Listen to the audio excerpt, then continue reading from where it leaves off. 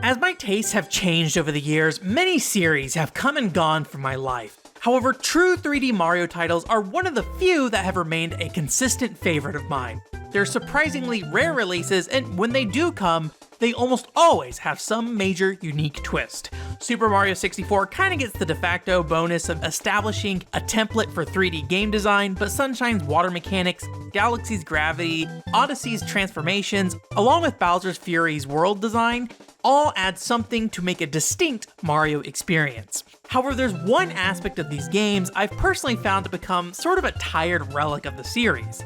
These guys. Stars, shines, moons, whatever form they take, the goal is to collect them to open doors, portals, power a ship, or do something to require a certain number of stars to advance. It's hard to say how I felt about this when I was 7 playing the original Mario 64. Still, after over 2 decades of this structure, I kind of feel like they're often an underwhelming reward for completing a task. A feeling only amplified with the sheer abundance of moons in Mario Odyssey. That's not to say that these ruin the game experience in any way, I just think there might be a more exciting and engaging way to approach progression. What do I want to replace it with exactly? It's hard to say, I'm not a game designer. But I found what feels like a possible answer in a random, licensed 3D platformer I picked up from Japan. What franchise is it? Doraemon!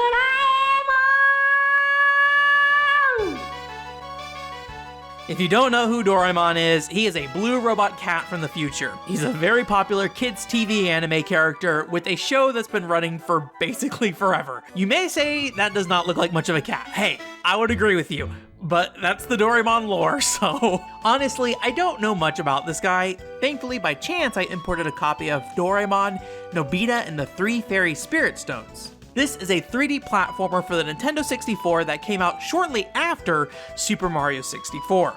It actually got a decent amount of import coverage at the time, with most outlets being pretty hard on it for basically not meeting the standards of Nintendo's premier platformer. Whether that is the right way to judge this game or not is a whole other thing, but what I can say is I liked it a lot.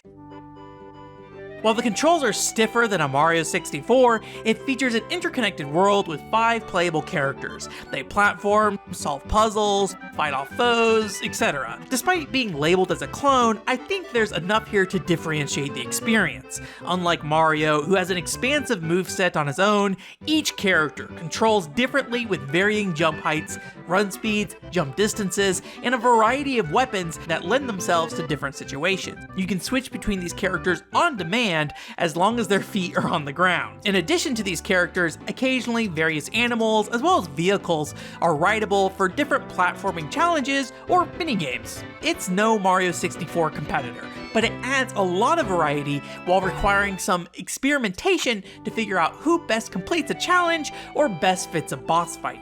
Though what stood out to me most is your goal.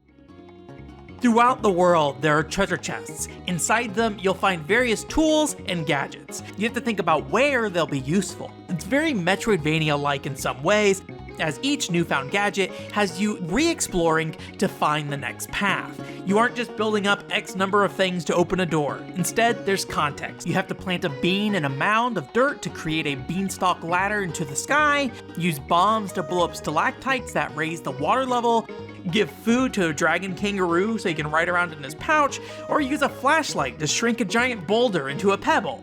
Obviously. Yeah, I mean, these are Doraemon's tools, and as far as I can tell, these are based on things from the show.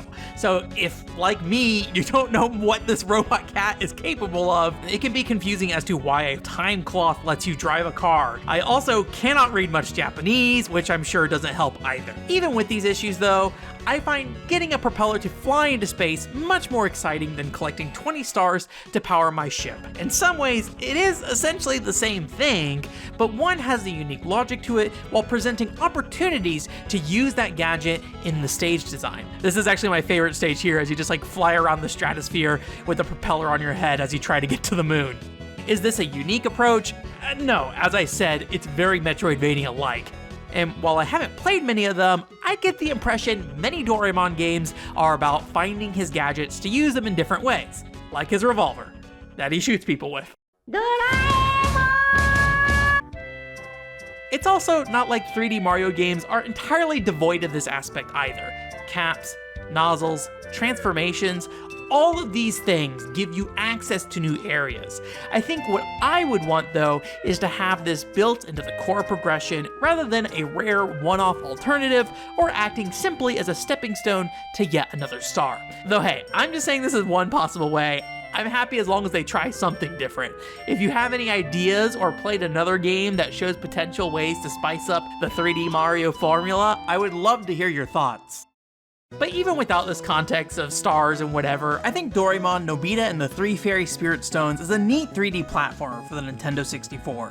It's short, fun, and at least now, cheap, so I highly recommend at least giving it a try, whether on console, emulator, or whatever you do. If you're interested in some more imports, I have plenty of videos, so check out my playlist. I also have played through another Doraemon game, but for the Game Boy instead, so check out my review for that too. My videos don't get many views, so if you like this and other ones, and are feeling generous, I'd appreciate a like, subscribe, and all that fun stuff. But even without that, thank you for watching this video, I appreciate it.